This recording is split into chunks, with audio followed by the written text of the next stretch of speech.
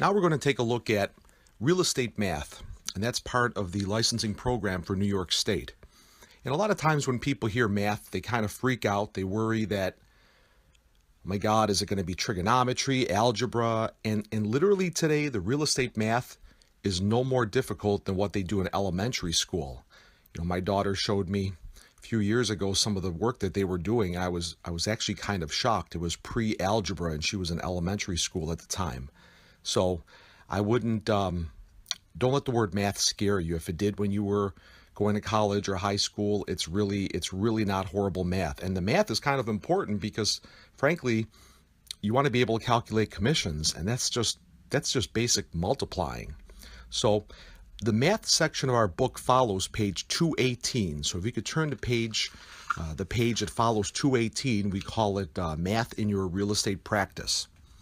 So at the top of the page, every day in New York real estate, agents and brokers utilize basic math skills to calculate percentages in order to determine their earned or potential commission, closing costs, mortgage-related estimates, and other items. So we're going to go through this section of the book, and then we'll have some video clips to follow up with a few other calculations you should be able to make. Seeing a nice visual could be helpful too. So as we continue in the second paragraph, when considering percentages, it is simply defined as a percentage of the whole. So every time you hear the word percentage, it's got to have a decimal in front of it, point something something. It could be more decimals. Usually we don't go beyond 3 in real estate. If you're involved with the stock market at all, then it can go into 5, 6 different decimals. So a whole is always expressed as 100%. So 100% is the whole. Anything less than that is considered less than the whole, so less than the number 1. So that's when you have a decimal involved. So in our first example, 1.0 equals 100%. But 0.90 equals 90%, or 90 parts of 100 possible parts. As we continue, and sorry if this is too simple for some of you, but it's important because you'd be shocked at how many people, if they just don't use these things, they can't put it in the right perspective. So just bear with us if this is really easy for you. Actually enjoy it. If this is easy for you, actually try to enjoy the moment of not being stressed out over difficult things, because there's enough of that to get through in the program.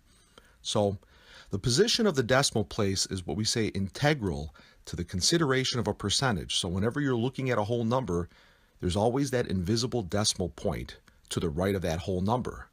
So when we look at the example 25, you should really know that that's 25.00. The number 3, 3.0. Okay?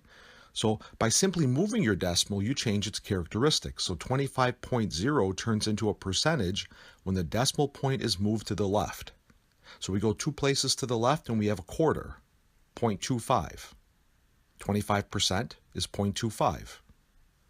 Or 1/4 of the whole, because 4 times 0.25 will give you 1.0. So if you have a percentage that's greater than 100%, such as 125%, then what you're actually saying is you have one whole and 25 parts of the next whole. So move your decimal over 2 places to the left, and that 125% is 1.25. So when we use a percentage sign to describe some number, there's an invisible decimal place to the left. For example, 6% is 0.06. That's a common percentage we use in real estate to calculate commissions. That would be the whole commission that's paid by the seller in many cases. 7% is 0.07. If it was 26%, then it would be 0.26, just by moving that decimal 2 places. And that you move the decimal 2 places to the left if the percentage sign, that percentage symbol, follows the number. Because if that percentage sign wasn't there, it would be 26.0. 120%, we move the decimal 2 places to the left and we have 1.2, like we discussed immediately above. So when changing a percentage to a fraction, I'm at the bottom half of that page. When changing a percentage to a fraction, you simply place the percentage over 100. So for example, and this is just to help you understand the background of it. If you have an issue with, sometimes people miss that day in school and they've never been the same since. We've actually heard that a lot. So at the bottom of the page, we show you 40% is really 40 over 100. And something you always want to remember to do in math when you're dealing with fractions is you always reduce something to the common denominator. And the way you reduce to a common denominator is you say, what's the highest number? Okay, what's the highest number that divides into both numbers equally? So obviously the highest number you're going to have for the number 4 in 4/10, or 40 over 100, if you're looking at that part of it first, 40 over 100. Well, 40 is the highest number that'll go into 40, but 40 doesn't go into 100, the denominator. That's the lower number, the denominator. The top number we call the numerator. So the numerator is on top, the denominator is on the bottom. So 40 goes into 40, equal, one, it's 1, goes in once, that's perfect. But 40 doesn't go into 100 equally. There's something after the decimal. 40 times 2 is 80, so that you still have something left over, and that's not acceptable when you're reducing to a common denominator. So then you have to say, what's the next highest number that will go into both equally without leaving any kind of a fractional number? So it turns out that the highest number that goes into both 40 and 100 without leaving any kind of a fractional number is 10. There's 4 10s in 40, and there's 10 10s in 100. Okay? So that's really important when you're dealing with fractions. At the bottom of the page, the next step in order to reduce the fraction to the lowest common denominator would be to estimate the highest number that would divide into both your numerator and denominator. In the immediate example above, that number would be 2. Because you always keep reducing your fractions to the lowest common denominator. So 4 over 10, and we're on the next page now, 4 over 10 is equal to 2/5. Because 2 is the highest number that goes into both the 4 and the 10 without leaving any fractional numbers. So there's 2 2s in 4, and there's 5 2s in 10, the denominator. So now you've got a number 2/5. Okay, so what are you supposed to do with that? Well, if you divide the denominator, the lower number, into 2, it'll give you a percentage. So with that percentage, you know that you're not looking at a whole. So as we continue looking at this example, you can see that if you divide 5 into 20, you get 0.40, and that's just old-fashioned division. Okay? So why don't you try the 5 examples that follow, and then we'll review what you come up with. Just take a moment and do that. 13% is equal to what as far as a decimal? Number 2, 60% is equal to what as a decimal? 10%, and then 2/3. And feel free to use a calculator. If you have a calculator, use it. And if not, do it longhand like you learned way back in the day, depending how old you are.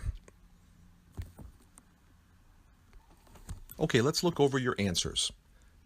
So number 1, 13%, your answer should be 0.13, because that percentage sign you see that follows the 3 says that there's a decimal to move to the left.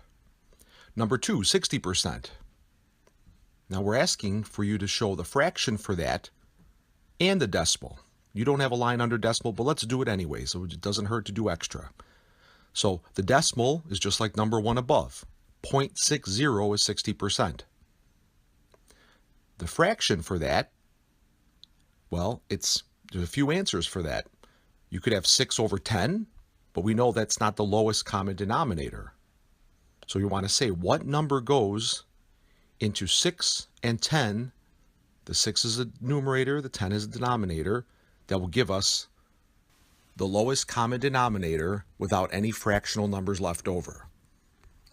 So it turns out that 2 is the number that works for both. Because 6 doesn't go into 10 without leaving some fractional number. 5 doesn't go into 6, and even though 5 will go into 10 evenly, it doesn't go into 6, so it's not useful to us.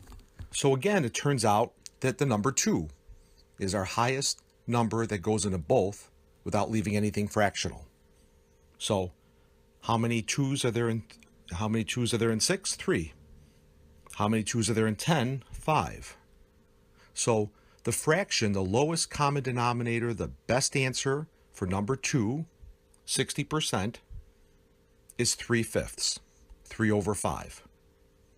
And then to turn that into a decimal, you divide 5 into 3, and guess what? That'll give you 60% again, or 0.60. So one thing you should always do is verify your math. If you multiply to come up with an answer, then you should divide in order to confirm it. If you add to come up with a number, then you should subtract in order to confirm it. You always do the opposite in order to confirm your math. And we really encourage you, if you get any math questions on a state exam, we always encourage you to double check your math by doing the opposite sign. So when you multiply, you divide to check your math. When you divide, you multiply to check your math. In subtraction, you'll then add to check your math. Let's look at number 3, 10%. So by moving the decimal over to 0.10, we have the decimal. 2/3, the decimal for 2/3, whenever you're converting a fraction over to a decimal, you just divide the denominator into the numerator. So how many 3's are there in 2? Well, on your calculator, you first type in the top number. So 2 on your calculator, then divided sign, then put in 3 equals. So it's 0.66666. And normally that's shown as a 0.6 or 0.66 with a little line over the top of the 6 showing that it goes on to infinity. So the answer to number 4 is 0.666. 7/10, same thing. We're going to turn that into a decimal.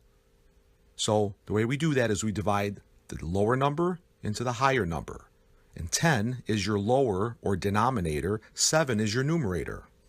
And we're really saying how many 10's are there in 7? Well, obviously there's going to be less than 1 because 10's a bigger number than 7. So we type in our calculator 7 divided by 10, and that gives you 0.7. So the decimal for number 5 is 0.7 or 0.70. That's 70%. Let's look at the next section. When determining a specific percentage of a whole, simply multiply the percentage by the whole. This is typically illustrated when calculating broker commissions. Then we have a caution for you.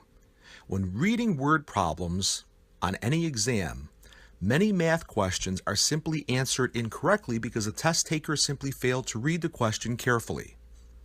You want to pay careful attention to questions that provide two-step calculations, which require that you take a percentage of a second number, not the first number that was discussed in the word problem. It's real common. You got to make sure your commissions are always based on the sale price, not the listing price. And the only time that answer works, that it would work for the list price, is if you sell at full price. And sometimes the questions are a little tricky too. There's a chance you might see a question that says the home sold for 15% above the asking price. And if the commission is 6%, what is the total commission that the seller will pay or the client will pay? So then you've got to remember, when you take a number like 15%, if it's 15% above the asking price, then it's real easy. There's really easy math. Of course, you always have a calculator for the state exam and the school exam. So if the asking price of the house is $100,000, and in the word problem it told you that it's sold for 15% above that, what is a commission rate? Then you would take 100,000, multiply it by 1.15. because we know 0.15 is 15%. We're very confident of that now. So 1.15, if you multiply it by that, it will add that 15,000 on and include that first number, which is the asking price. And just do it on your calculator and you'll see 100,000 times 1.15. And you get 115,000. That's a real helpful little step. A lot of people are shocked that it works that simple. And you use this when you go, when you're buying clothes, when you're out buying things and there's discounts, it works really well. Okay? So let's get back to the middle of the text. The first example, if a home you listed at $89,900 actually sells for $85,000 and the seller agreed to pay a 7% commission. Remember, don't take the $89,900. Any math question that you see will give you, if it's a multiple choice answer, it will give you the math worked out perfectly based on all different combinations. So don't think if you see the right answer, you got to be right. That's the worst thing you can do. So 85,000 times 0.07 is a total broker's commission of $59.50. Now, sometimes what happens is you're going to get a question that goes further than that, that will say, if the salesperson gets half of whatever the total commission is, choose the best option.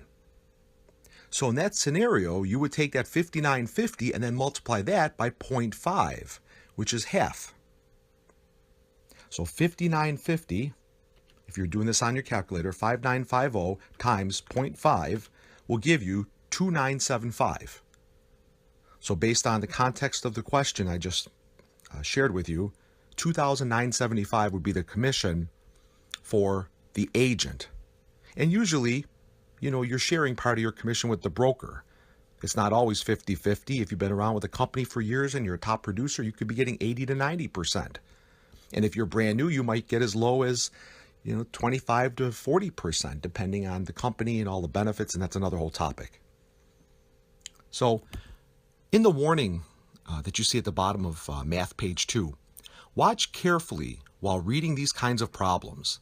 They often continue on and identify what percentage of the total office commission is a split with the selling or listing agent. You may have to multiply that given percentage by the total commission received one more time. And that's basically what we just described to you, with taking it the next step after the broker's commission is calculated. They will have examples of, like if they're using this one here, 89.9, they'll do 89.9 times 0.07 and give you that number, and then also give you the half of that number or some percentage thereof. So you really got to read math questions carefully. And my suggestion is when you're doing a math question on any exam, do the math first, figure it out, see what you think the answer is, and then go to another question and then come back to that one just to make sure that it just seems to work better. Trust me, it really works better. So at the bottom of the page, we ask you to try to calculate the total commission due on the following transactions. So take a moment and do that. And we'll check and see what you came up with. And it's real simple to just take your calculator and do this. We don't want you to do it longhand. And if you don't have a calculator, feel free to ask office staff for an extra one. We've got a number of them around. Note for the state exam, though, you have to bring in a solar calculator with you, and or a basic calculator. It can't have lots of memory options and extra buttons because they get very suspect. Downtown, they're going to worry that you're programming in formulas or numbers or codes that will help you answer other questions. So definitely make sure that you don't bring in the calculator that you used for trigonometry or any of these other classes you might have taken in college. They won't like it if they see all these extra numbers on there. Okay, so let's look at number 1 at the bottom of math page 2. Listing price is $129.9, sale price is $120. We know that commissions are based on sale prices, so you take 120,000, type that into your register, times 0.06 equals $7,200. That's the total commission paid on a $120,000 sale. Next, we look at number 2, listing price $149.9, sale price $145. The commission is 7%. And don't also be aware of the fact that the question may have multiple choice options based on a 6% commission, because the last one that you did was 6%. And, they get you on the reading part.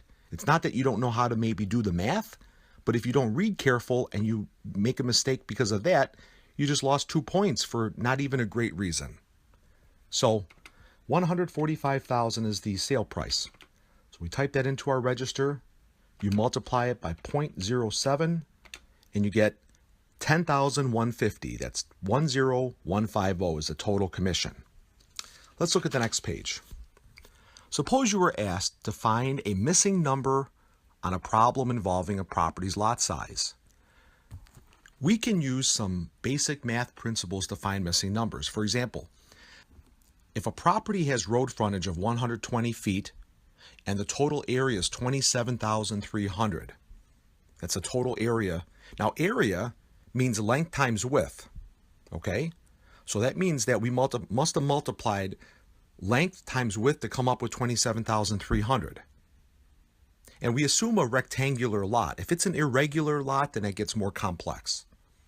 And usually they're not going to ask you that. That's really, you're not going to see that. So don't even stress over that. So how would you calculate the depth of the property if you're told that there's a total square footage of 27,300 and the road frontage is 120? Length times width is how we calculate area.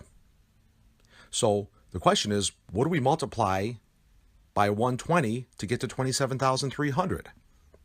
Well, if you have to multiply to do something, you check it by dividing. So you very easily can take 27,300, you divide that by the given number of 120 feet of road frontage, and you come up with 227.50. So 227.50 is the depth of this lot. You check your math by doing the opposite. So we multiplied to come up with that. We need to divide. So what you can do is you can divide 27,300, divide that by 227.50, and you come up with the 120. That's how you confirm that you did your math correctly. I really encourage you to do that when you're doing an exam. Okay? Don't go quick. I know it's simple for some of you, and when something's simple and quick, there's a really good chance you could still make a silly mistake. Every point counts. If you get a 68 on your state exam, it's like, sorry, it's failure. That's and you won't even know if you got 1 extra too much wrong or 10 extra too much wrong. Okay, 70% is a minimum passing score. So in the middle of this page, you can actually use algebra to accomplish the same thing. I would encourage you to read through that, give it a try. Maybe that works better for you. The thing with math is there's multiple ways to do everything. So the way we might show you might be easier or more difficult than what you're used to. That's why at the end of this segment, we're going to show you some alternative methods to use to tackle these different math problems that we've shown you already, plus a few extra things on calculating interest, because lately the state exams have been asking more simple interest questions that might not be as simple for you to do. So we'll show you that in the video clips. So in the middle of this page, math page 3, just give a look at step 1, step 2, step 3 on how to do the algebraic version of how to solve for an unknown. Okay? And just remember, doing the opposite of whatever you did. So if you divide, you want to make sure you multiply to check your math. Now at the bottom of the page, we look at a 3-acre lot that has a depth of 900 feet, and assuming again a rectangular shaped lot, we want to determine the road frontage. So what we do is we take 3, because there's 3 acres, multiply it by 43,560, which of course for any state exam and even for the practice of real estate, you want to make sure you know that there's 43,560 square feet in an acre. That's one of those things that you just have to know, and you're going to use it anyways in real estate. When you multiply 3 times 43,560, which you can remember 43,560 by 711, 4 plus 3 is 7, 5 and 6 is 11. That helps a lot of people out. The total you get is 130,680. Now you simply divide that by the number of feet in the depth, because depth is a number that was provided to you. Usually it's frontage, but sometimes they'll give you depth. So 900 into 130,680. On your calculator, you just enter in 130,680, divide that by 900, and you get 145.2. That's 145.2 feet in road frontage. Now what you want to do is check your math by multiplying that out. On the next page, we look at understanding rates, volumes, areas, and commission rates. So first we look at rates. Real property taxes and real estate transfer taxes are usually expressed as rates.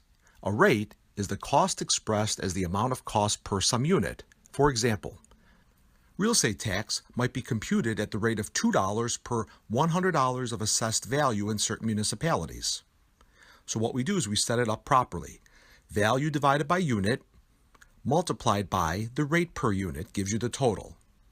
So if a house has an assessment of $75,000 and it's taxed at an annual rate of $20 per 1,000 assessed value, your tax would be as follows. 75,000 divided by 1,000, so there's 75 of those in there. $75 times 20 is $1,500. So if a client needs to rent a storage unit that measures 14 feet by 20 feet and it has 10-foot ceilings, make sure you know how to calculate volume. Volume is length times width times height. So 14 feet times 20 feet times 10 feet gives you 2,800 cubic feet. There's not a lot of those questions on there, but know how to do it because you never know. Next, we look at how to convert cubic feet into yards. A cubic yard measures 3 feet by 3 feet by 3 feet. That's just something you have to memorize. So 3 times 3 is 9. 9 times 3 is 27. 27 cubic feet.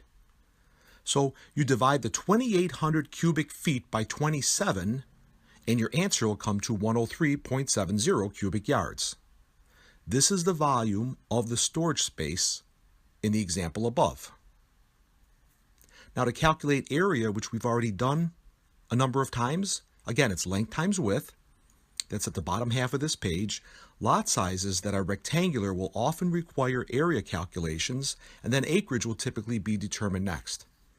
So again, if a lot measures 220 in frontage by 800 feet in depth, you would multiply 220 by 800 and then come up with a total area of 176,000 square feet. Knowing that there's 43,560 square feet in an acre, you divide the result in order to come up with a total acreage. So 176,000 goes into your register on your calculator, then the divide key, and then you put in 43,560, and you'll get a total of 4.04 acres.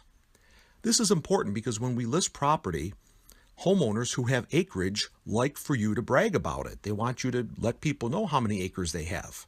You should always request a copy of the deed and a survey. They're going to need that anyways when they sell a property. By getting a copy of the deed and the survey, as a matter of fact, you might as well just ask them for the search too. Have them dig it up. You don't need to take the search, but you should ask them to find these papers because search is really expensive to reproduce, so they can start looking for it. Okay?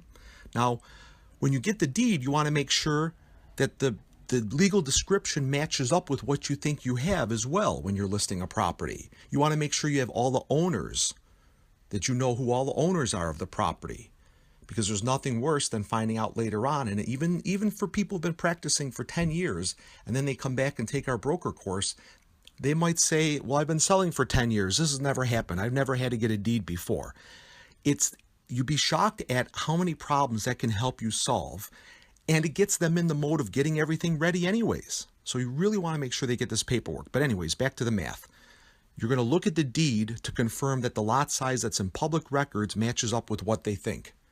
Okay, so in the area, we already covered how to do the acreage and come up with the total acreage. You want to make sure that you always let the sellers know how much acreage you came up with when you did your math and that it actually matches. And if there's any discrepancy, you need to ask them. You need to dig further into it. You need to check with your broker and let them know something doesn't make sense. Don't ignore that gut feeling if something doesn't seem right and just think it'll go away. You're better off solving problems up front. So the bottom of the page where we wrap up with math, we calculate commissions, and really this is just, we've already done this. It's not even going to be hard for you. We're just reminding you at the bottom of this page that you always use a sale price, not the asking price. You read the question carefully and make sure that you follow the steps and then confirm your math. So in the third paragraph from the bottom, don't forget to take the sale price, not the listing price, because the state exam will give you the answer, and it'll work it completely from the asking price and the sale price. So you'll have the right answer show up there if you use the wrong numbers, and you'll think you're right. Second last paragraph, 125,000 times 0.06 for a commission rate shows 7,500. Now we divide that number in half because the question asked us to calculate what side goes to each part of the transaction. Because what we're doing in this bottom half here, this bottom half of the question, is we're calculating how much the real estate agent gets. Okay? So that was where you heard me earlier mention the fact that some agents, they get up to 80, 90%, and some get as little as 20%, depending if they're new. Okay? So you first have to calculate the total commission. So we know that's 7,500. Now we know that there's a listing side and a selling side to a transaction. The people who have the sign in front of the house, that's the listing side. So you literally split that commission in half. And since over 60% of all sales are co-brokered means there's more than one office involved, what you do is you say, okay, I'm going to take the $3,750, that goes to the listing side. $3,750 goes to the selling side. So if you were the listing agent or the selling agent, and if you're being paid 55%, that's your rate, you take that of the side that you're with. So if you work with the listing company, you'll take 55% of that $3,750, and you see the math there, $2,062.50. And the same thing happens if it's the other way around. So last paragraph of this page, the listing agent earns $2,062.50. and her broker earns $1,687.50. This assumes that another firm co-brokered the sale. Remember, the listing side of the transaction is allocated $3,750. So $2,062.50 from $3,750 will leave you a result of $1,687.50, and that's what goes to the broker who sponsors that agent that got the commission that we're talking about from the beginning. Okay? So let's take a look at some video clips that will hopefully really reinforce this whole math thing for you. And if you have any questions at all, make sure you ask. Don't be shy.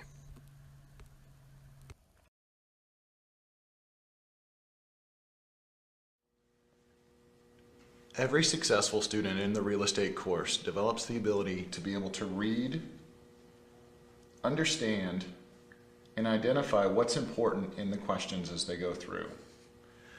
Your ability to identify what's important and know where to start is going to be very helpful in you being successful on the test. So make sure you really take the time to read the question, get at the root of what the question's asking, and identify what's important. If you're able to do that, the rest of the math will fall into place. When doing the math, one of the things that students struggle with the most is knowing where to start. A formula I'm going to show you now, which we call the T formula, will give you a consistent place to put items as you try to work through some of the math problems. Now the T can't be used for every formula, but it can be used whenever we have three components. The first component would be the smaller number, which we would put on top. The second component is the larger number, which goes on the bottom left. And lastly, we have a percent or rate. There's nothing magic about the T except it gives you a consistent place to put things, and it gives you rules to use each time.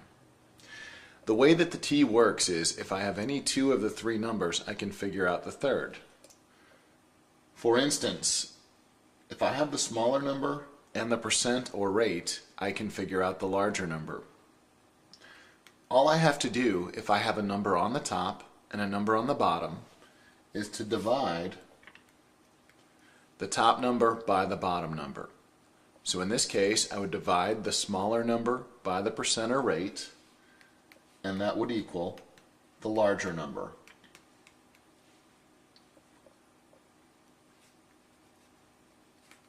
Again, anytime that I have a number on the top and a number on the bottom, all I need to do is divide the top by the bottom. So if I was missing the percent or rate, and I had the smaller number and the larger number, I could divide the smaller number by the larger number and come up with the percent or rate. Now if I have two numbers on the bottom, in other words I'm missing the top number or the smaller number, in order to find the smaller number, all I need to do is multiply the two bottom numbers. So I would multiply the larger number by the percent or rate, and that would give me the smaller number. This will become more apparent the more you use the T. It gives you a consistent place to put things. If you're very good at math, you don't have to use the T formula. But one of the things I think that you'll find is if you use the T formula, and also if you label the items, not smaller number, larger number, or percent or rate, but say label it as commission, sales price, net, any of the different items as you come through the problem, you're going to start seeing relationships. And if you start to see the relationships, that will help you figure out where to start when you're working on the math problems. Another skill you're going to need is to know how to figure out the area of a lot. The good news is for the test, all of our lots will be square, rectangular, or triangular.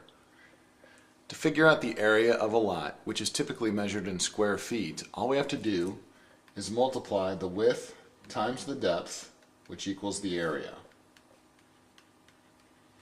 Again, the area is usually measured in square feet.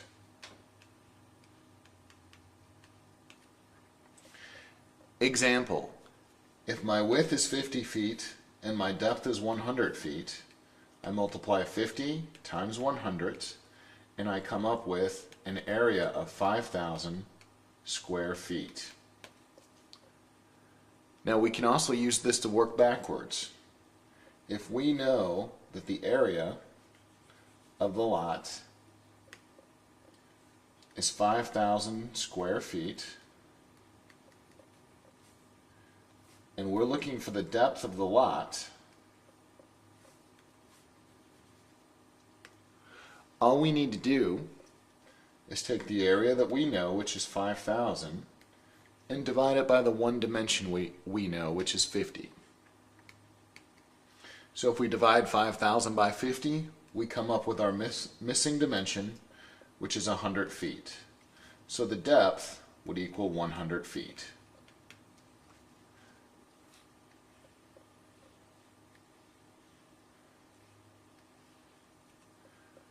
If we have a triangle, we need to approach it a little bit differently. We take the width times the depth and divide that by 2. And that will give us the area. Example, if our width is 50 feet and our depth is 50 feet, we have 50 times 50, which gives us 2,500 square feet. But we have to remember that the triangle cuts this in half, so we need to take that and divide it by 2, which gives us 1,250 square feet. $100,000 mortgage at 6%. Monthly P&I payments, principal and interest, are $599.55. Today, that mortgage is 50% paid off. So how much interest has Mike paid? The first step is to figure out how much Mike has paid towards principal and interest over the 16 years he's been making payments. To do that, we take his monthly P&I payment of $599.55 and multiply that by 12 months in a year to get $7,194.60 in P&I payments per year. Then we take that annual amount and we multiply it by 16 to get $115,113.50, which is the total amount of principal and interest Mike has paid over the 16 years. Now the next step is to deduct the principal portion of the $115,113.50 to get our total interest paid. We know from the question that today the mortgage is 50% paid off, so we know he only has $50,000 left in principal. All you have to do is subtract the $50,000 from the total P&I paid to get $65,113.60, which is the amount of interest that Mike has paid over the course of the loan. Pretty simple when you think about it. Just don't let A the home question buyer has a intimidate loan you. for $60,000 and he has to pay 2.5 points. How much would he have to pay? Remember what a point is. A point is 1% of the loan amount. So if each point is 1%, 2.5 points would equate to 0.025. I'm looking for how many points he would have to pay, which is some percentage of the loan amount. That means that I'm looking for the smaller number. The loan amount is the larger number, which is $60,000. Two numbers on the bottom of the T, I multiply it to 60,000 times 0.025, and I come up with $1,500 that this person paid 4 points.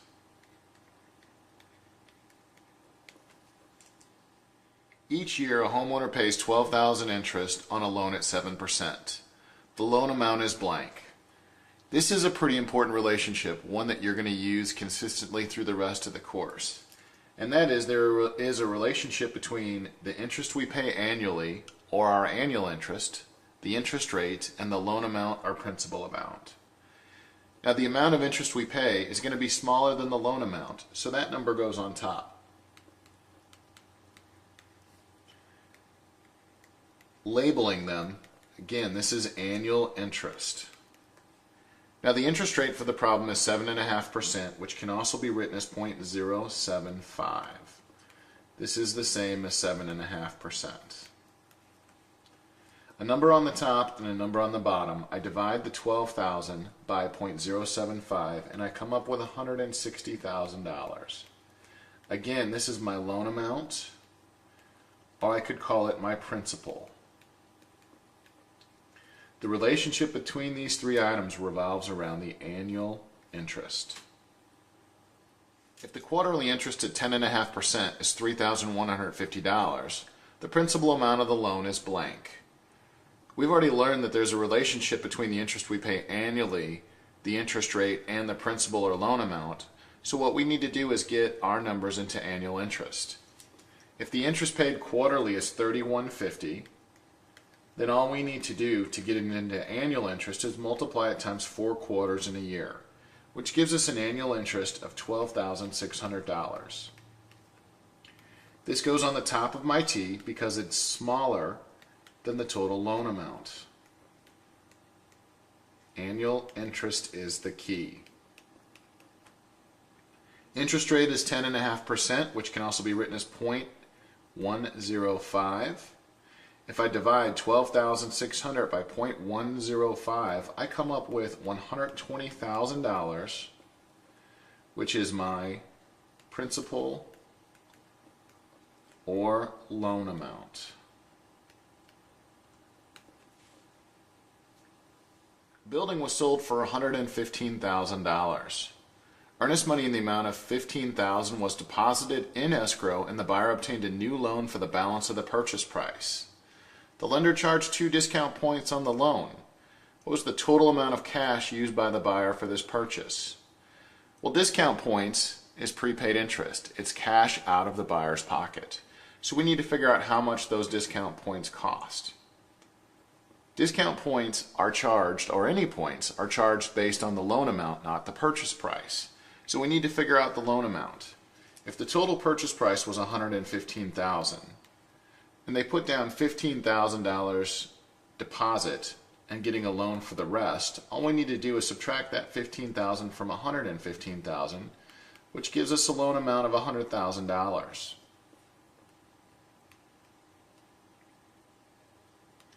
So we take that loan amount of $100,000,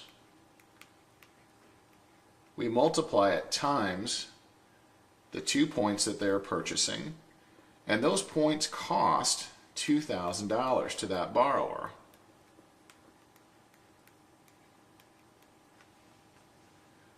It's asking how much cash was used by the buyer. Well, the buyer actually used the $15,000 in the deposit and the $2,000 they paid for cost. So the total combined is $17,000.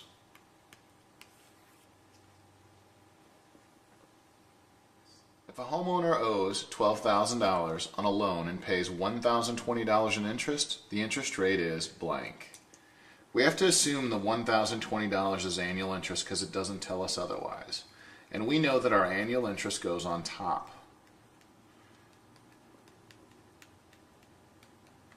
It's saying that the loan is $12,000, which is the larger number and goes on bottom. If I divide $1,020 by $12,000, I come up with 0.085. The tricky part to this one is the answers. 0.085 is the same as 8.5%. You cannot combine the two. In other words, you can't put 0.085% because this is saying it's significantly less than 1%. And that is not true. Easy mistake to make. Remember, 0.085 is the same as 8.5%. The first question says, a lot in a subdivision was being sold for $5 per square foot. It was 80 feet wide and 120 feet deep. How much did this lot cost? This question is trying to get at the square foot of the lot because we know each square foot cost $5. So if we draw out our lot, and I would always recommend drawing out items on the test. You have enough scrap paper to use on the test to draw out all your math. So this particular lot is 80 feet wide by 120 feet deep. If I multiply my width times my depth, I get 9,600 square feet. Again, that is the area of the lot. Now each one of those square feet sold for $5. So if I multiply that times $5 per square foot, I come up with $48,000.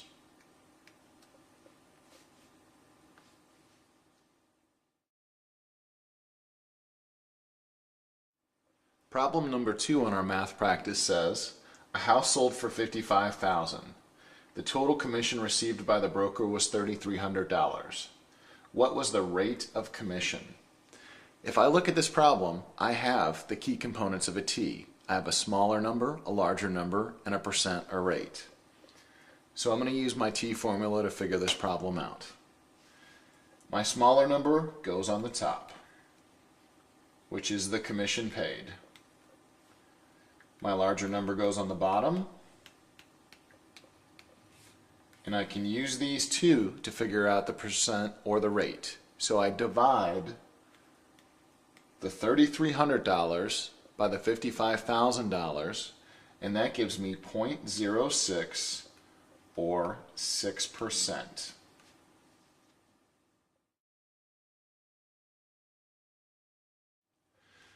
The third problem on the math practice says, a property with $4,000 in commission was sold on a cooperative basis. The brokers agreed to split the commission equally. The listing broker had expenses of $350 and the selling broker had expenses of $450. How much commission will each broker receive? Well, if you look at the problem, it's trying to make you think that it's more difficult than it really is.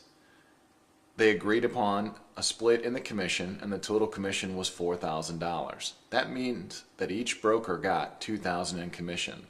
The expenses do not affect how much each broker received. So the answer for this one is $2,000.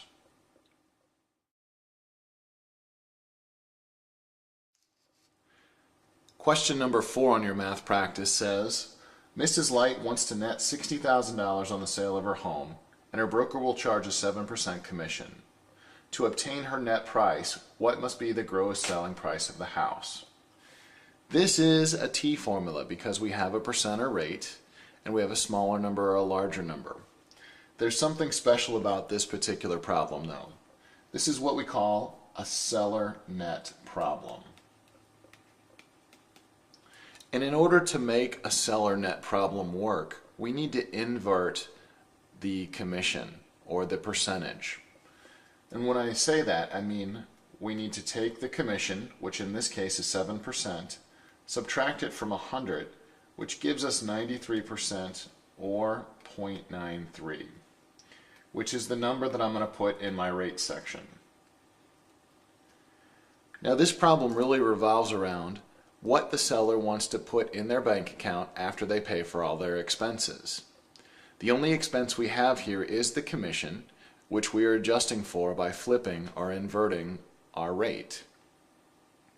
We know the seller wants to net $60,000, so now I need to decide, is that the larger number or the smaller number? Since the $60,000 is the amount after the commission is paid, that makes it the smaller number. It goes on top.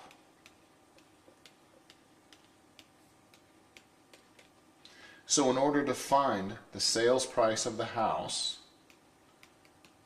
we need to divide the $60,000 net by 0.93.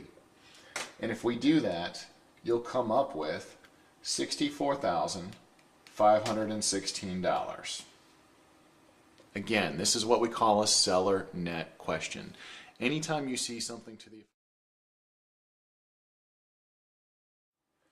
Question 5 on the math practice says, a seller netted $46,150 after closing expenses of $350 and a 7% commission. What was the sales price? So again, a T formula. Also, we see right away it says the seller netted $46,150. So that makes this a seller net question. With the seller net, we've already learned that we need to invert our commission. So if we take 100%, subtract out 7%, that gives us 93% or 0.93. This goes in the rate part of our formula. We have a new dimension here though. We have expenses of $350.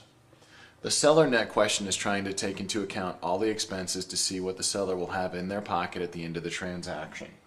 So to make this work, I need to add what the seller wants to receive to the expenses that they will incur outside the commission, which means that my adjusted net is $46,500.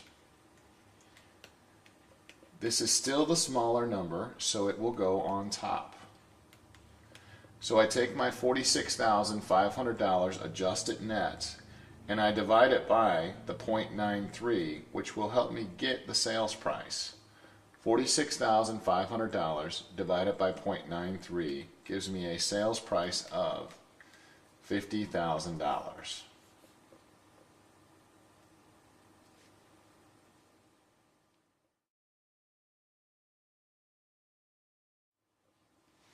Question 6 on the math practice says, a broker listed a home for $150,000 and sold it for 95% of the list price. If the home listed at a 6% selling commission and the split was 55% to the listing broker and 45% to the selling broker, how much did the selling broker receive? This isn't that complicated of a problem other than we need to break it down into its component parts. We can't figure out how much the selling broker received until we figure out what the total commission was. And we can't figure out the total commission until we figure out what the sales price is, because commission is based on sales price, not list price. So again, break it down into parts. Part number 1 is that the home sold for 95% of list price. So if the list price was $150,000, we multiply that times 0.95 and we get a sales price of $142,500. Now we can use that sales price to calculate our commission. We know that the commission is 6%. So we move the $142,500 into our second formula. We multiply it times the 6% commission, and we get a total commission of $8,550. Again, that's total commission.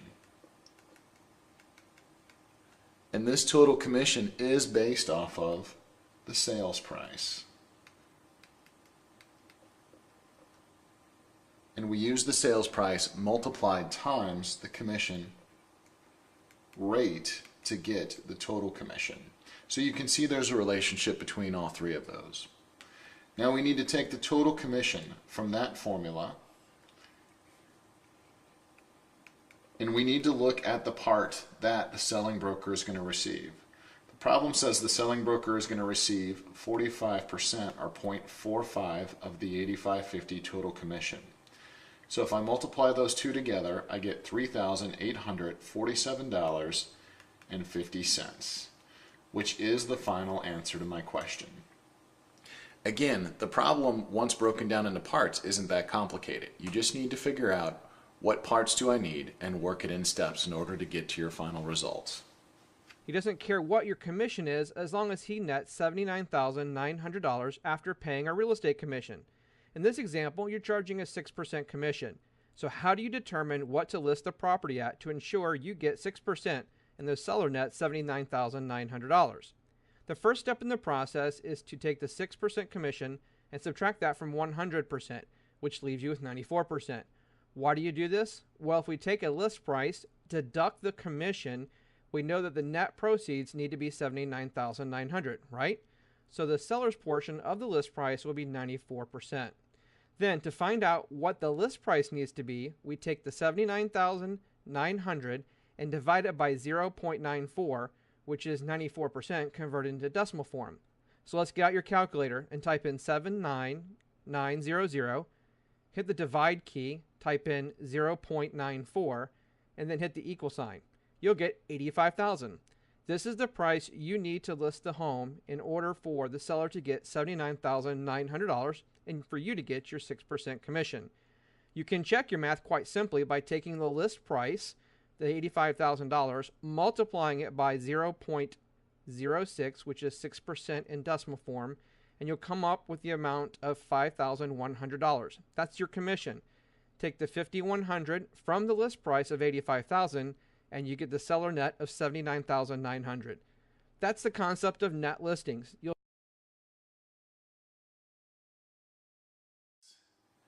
The mill rate for two properties was $75. The tax paid on property A was $2,250 and on property B was $1,800. What was the value of the two properties? This is a good example of where I can use the T. So I'm going to draw out a T for property A and one for property B. Each property had the same tax. It says the mill rate for the two properties was $75. Well, if a mill is equal to 0.001, all I need to do is multiply 0.001 times 75, and I get a tax rate of 0.075. That works for both properties. I also know what taxes were paid on each property. If you think about it, the amount of tax we pay is a percentage of the value of the property, which means that it's going to be the smaller number. So on property A, the taxes paid was $2,250, and on B was $1,800. Now I have a number on the top and a number on the bottom. I can divide $2,250 by 0.075 and come up with $30,000 on property A, and I can divide $1,800 by 0.075 and come up with $24,000 on property B. Now it's asking the value of the properties. It's also important to know what value we're talking about.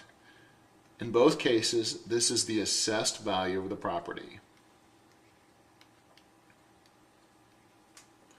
So there's a relationship between the tax rate, or the rate of tax, the taxes paid, and the assessed value. Again, it's good to start writing out and labeling things just so you can see the relationships build, because most students who struggle with the math don't know where to start. So if you consistently label items, it'll give you an idea of where to begin. A property was assessed at 33% of market value. The rate was $5 per thousand. If the homeowner actually paid $165, what was the total value of the property? The question's asking for the total value of the property. Now, I see that I have $165. If you had to guess, what is that? Well, the $165 is the taxes paid. And I know the taxes were paid at a rate of $5 per thousand. With those two numbers, I've already learned that I can figure out the assessed value of the property. And I know that the total value of the property relates to the assessed value. So let's figure out the assessed value first.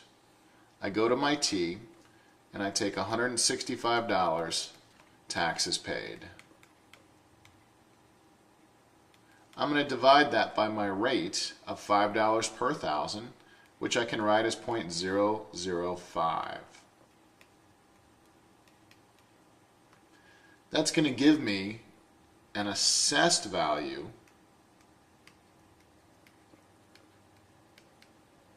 of $33,000. Now it's important to note this $33,000. The question's asking for the total value, and that's not the total value, that's the assessed value. So I need to go one step further. The assessed value is one portion of my total value, which makes it the smaller number in my T.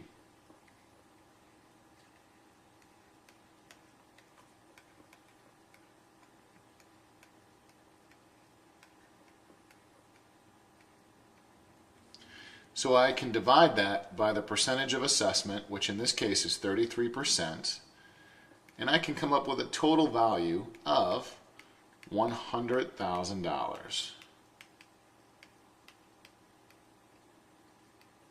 which is the answer that the question is looking for. A property was assessed at $100,000 with a rate of $25 per 1,000. The next year, the tax rate was reduced to $20 per 1,000, and the assessed value went up by 25%. The taxes would. So we're trying to see what happens to the taxes if we change these two variables. We need to do a T for each year. The first year, we know that the property was assessed at $100,000. So that's our assessed value. The tax rate was $25 per thousand, or 0.025, which means that the taxes paid on the property, which I can find by multiplying the two numbers on the bottom, was $2,500. The second year, the tax rate changed. It was reduced to $20 per thousand, or 0.02.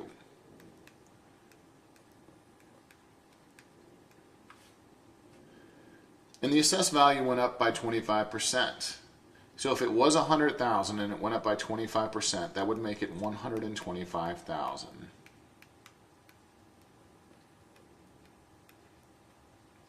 That means the total taxes paid in that scenario was $2,500. So between the 2 years, the tax amount stayed the same.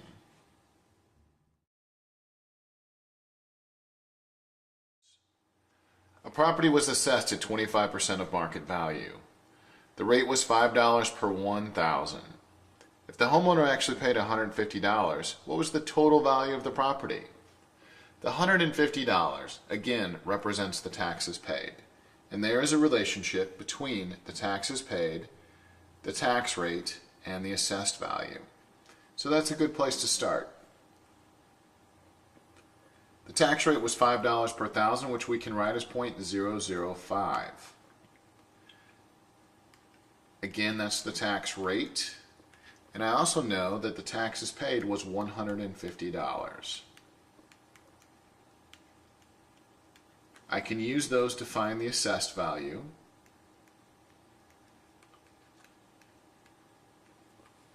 So I'm going to divide the $150, since it's on top, by the tax rate of 0.005.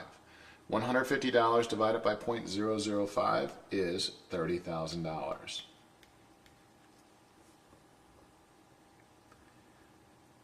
Now have I answered the question? And no, I haven't, because it's looking for the total value, and this is only part of the total value. So I need to do an additional T. The assessed value is one portion of my total value, which makes it the smaller number. So I'm going to put that on top, and we know the assessed value is 25% of the market value. So my assessment rate is 0.25. If I take the $30,000 assessed value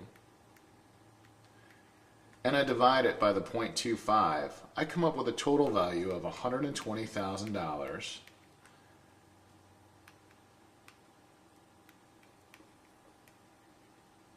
which answers my question. We're going to look at calculating simple interest today. And the formula for simple interest is interest equals principal times rate times time. So we can also write this as I for interest, P for principal, R for rate, and T for time. Now interest is the amount of interest earned or paid. Principal is the amount you either invested in the first place or the amount of loan you took out. Rate is the interest rate as a decimal, so if it's given as a percentage, we're going to need to divide by 100. And time is the time in years. Let's look at an example. Ian is investing $4,000 for 2 years. The interest rate is 5.5%. How much interest will Ian earn after 2 years? Well, I'm going to set up what we know and what we need to find out. Okay, the interest. How much interest will Ian earn? That is exactly what they're asking. So we don't know the interest. That's what we have to find out. The principal is the amount that Ian's investing. So they give that to us. It's $4,000. The rate is the interest rate as a decimal. So we're going to have to take that 5.5% and divide by 100. If you wanted to punch that into your calculator, you can feel free to do that. It would be 5.5 divided by 100. And T is the number of years. So they tell us it's 2 years. We're going to plug that into our formula. Our first step is always to write out the formula. I equals PRT. Our principal is 4,000. Our rate is 0.055. And our time is 2. If we take our calculator and multiply these together, we're going to have 4,000 times 0.055 times 2, and that gives us 440. Because it's a word problem, we're always going to want to have our therefore statement, and we want to answer the question, how much interest will Ian earn after 2 years? So therefore, Ian will earn $440 in interest.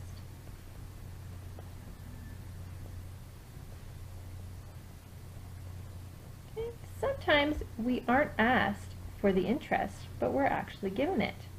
So how would we solve for the other variables? Well, we can set up a triangle that looks similar to this. I is at our top, that's interest, P for principal, R for rate, and T for time. So we know I equals P, R, T. What if we wanted to solve for P? Well, if we covered up the P here, we would be left with I equals, or I divided by R times T. If we wanted to solve for R, let's just pretend this R is covered up. So we would have I divided by P times T. And if we wanted to solve for T, we could cover that up, and we have I divided by P times R. Let's look at some more examples. Shirley got a $1,200 loan for 2 years. She paid $90 in interest. What was the interest rate? Well, let's find out what we have and what we need. I stands for interest. She paid $90 in interest. So we have I is 90. P is the principal. Well, the total loan was for $1,200, so P equals $1,200. R is the interest rate, which we don't know. And T is time. The loan was for 2 years, so T equals 2. Since we want to solve for r, we're going to go back and use our formula. R equals I divided by pt. So R equals I divided by pt. I is 90, P is 1200, and T is 2.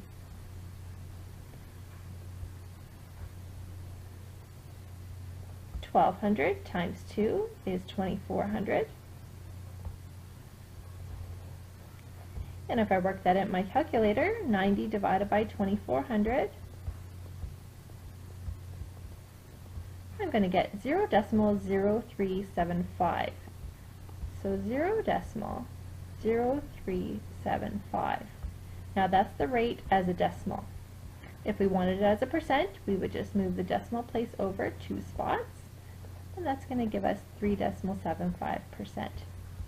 If you wanted, you could take that number in your calculator and just go ahead and multiply it by 100 to find 3.75%. Because it's a word problem, I'll write my therefore statement, and I'll answer the question, what was the interest rate? So therefore, the interest rate was 3.75%.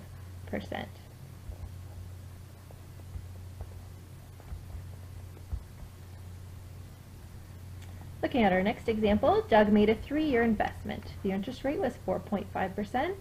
After 3 years, he earned $675 in interest. How much was his original investment? So let's set up what we have and what we need. He made a 3-year investment, so I know my T equals 3. The interest rate was 4.5%, so I'm going to write that as a decimal. Just have to divide by 100. And after 3 years, we already know that's our T, he earned $675 in interest. So we are being asked to find his original investment, which is the principal amount. If we want to find our P value, remember our triangle, I, T, R, T. If we want to find P, our equation would be I divided by R times T. I'll plug in what I know. I is 675, my R is 0.045, and my T is 3. And I'm going to need to punch in 0.045 multiplied by 3 to give me my denominator, which is 0.135. And now finally I can punch this in. I'm going to have 675 divided by 0.135. It's going to give me an even 5,000. So I'm going to write my therefore statement, making sure I'm answering the question. The question was, how much was his original investment? So you could say, therefore, his original investment was $5,000.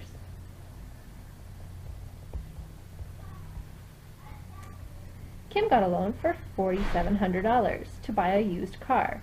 The interest rate was 7.5%. She paid $1,057.50 in interest. How many years did it take her to pay off her loan? I'm going to write down what we know and what we need to find out.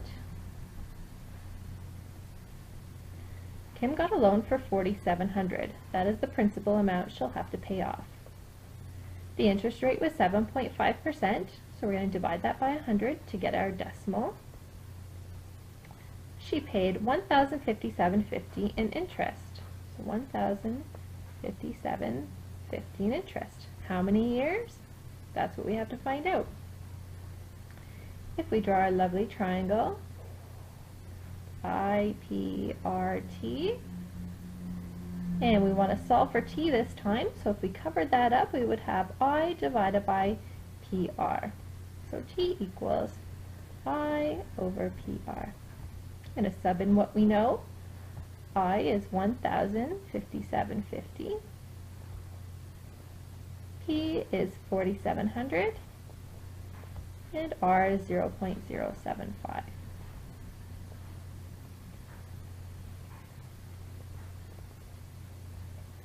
I go ahead and multiply 4,700 times 0.075. My new denominator is 352.50.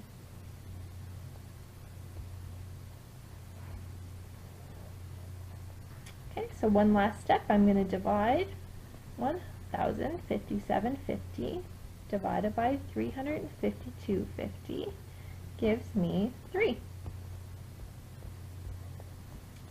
And because it's a word problem, I'm going to write a therefore statement. How many years did it take her to pay off her loan? Therefore, it took her 3 years. 75% conventional loan and paid 2 points. If the points totaled $1,000, what was the sales price? Well, we know that the loan is 75% of the sales price. We also know that this homeowner paid 2 points, and we know how much he paid for the points. So using that, we can calculate the loan amount and then work backwards to the sales price. So the first thing we got to think about is that the $1,000 in points paid is smaller than the loan amount. So that's going to go on the top of our T. 2 points written as a decimal is 0.02. So $1,000 divided by 0.02 means that our loan amount is $50,000.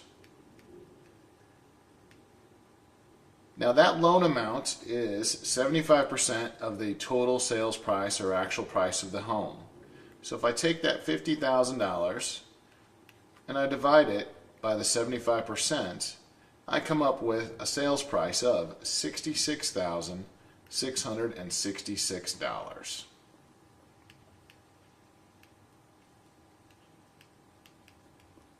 A buyer bought a house for $125,000. The house originally sold for $118,250, and the house appraised at $122,500. If the buyer applies for an 80% loan, what will be the amount of the loan? The trick here is knowing where to start.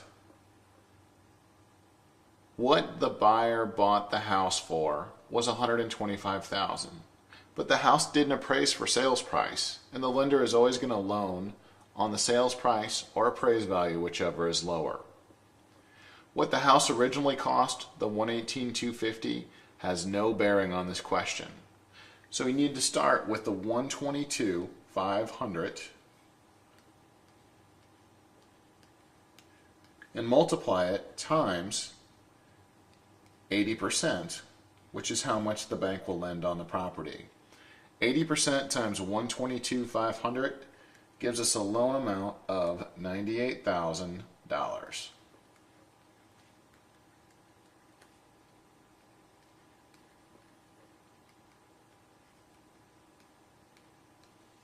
A purchaser received a mortgage loan of $80,000. They paid a total of $4,000 in discount points. How many points were they charged? If I go to my T and I put the $4,000 in points paid on top, and I divide that by the loan amount of $80,000, I come up with 0.05 or 5 points.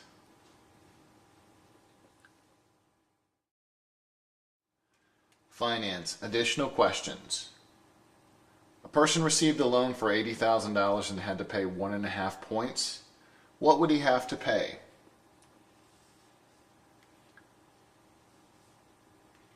The loan amount is $80,000, which is larger than the amount of points that need to be paid. If each point is 1% or 0.01, 1.5 points is 0.015. So I simply multiply 0.015 times $80,000 and I come up with $1,200 in points paid. If the interest rate is 5.25% and the monthly interest payment is $35, the principal sum would be: the relationship with interest and the amount of principal is based off of annual interest. So I need to get my $35 per month interest into an annual number. 35 times 12 months in a year, gives me an annual interest of $420. This goes on top of my T.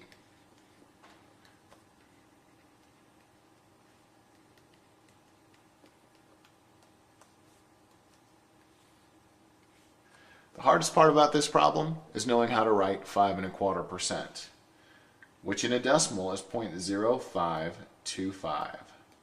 So $420 divided by 0.0525 gives me a principal balance of $8,000. A bank has a policy of making loans of 80% of the first $20,000 of the appraised value of the property, 90% of the next $20,000 of the appraised value of the property, and 95% of any amount remaining. If the qualified buyer wants to finance a home appraised at $112,000, which of the following amounts would the buyer be able to receive as a loan from this bank? So let's break it down into parts. Part number one is they can get 80% of the first $20,000. So 80% of $20,000 is $16,000.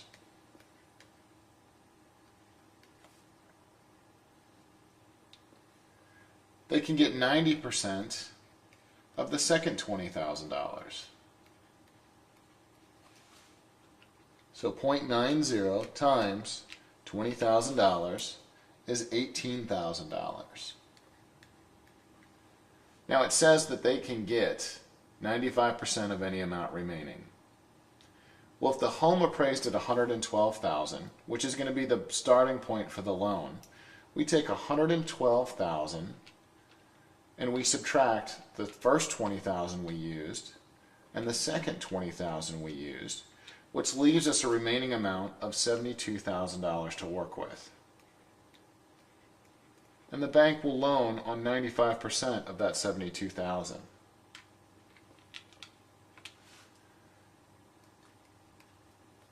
That totals to $68,400. The question is which of the following amounts will the buyer be able to receive as a loan from this bank? So we need to add $16,000 plus $18,000 plus $64,000. And if I add those three items together, that equals $102,400.